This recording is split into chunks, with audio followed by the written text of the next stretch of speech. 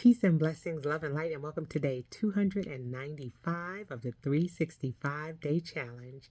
It's your girl, Kim, and happy hump day. I hope that you all are having a spectacular day so far and that you're continuing in your healthy habits, mind, body, and spirit to make overall wellness a habit.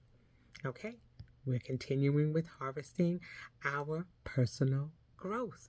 And today we're talking about improving our listening skills.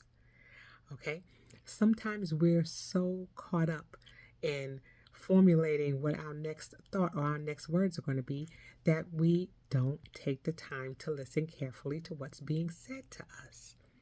It's important that we listen in a way that gives us clarity and also in a way that helps us to gather information so that we can ask additional questions if necessary.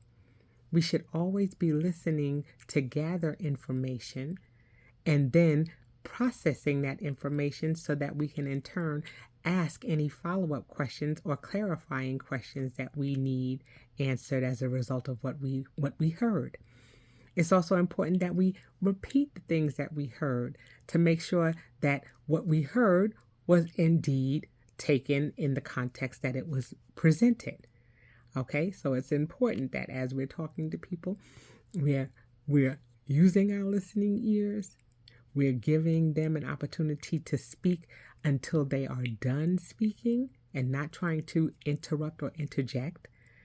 And then if there's any clarity that needs to be made, or if we're saying, okay, so what I heard was this, that's going to help to strengthen relationships, because a lot of arguments and disagreements come from a lack of one or both parties not taking the time to listen to what the other person is saying. Okay, so we're always listening for clarity, always listening for understanding, and sometimes we can listen for those underlying messages.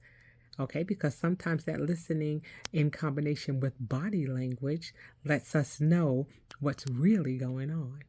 Okay, so we always talk about putting on our listening ears. We've learned that from being young children in our classrooms, putting on your listening ears and making sure that we're grasping the information for understanding and clarity.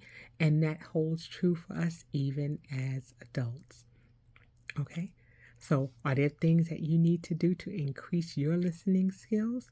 If so, go online and look at some tips for how to increase your listening skills or to be a better listener, because that's going to help you be a better communicator and it's going to help to strengthen your professional and personal relationships.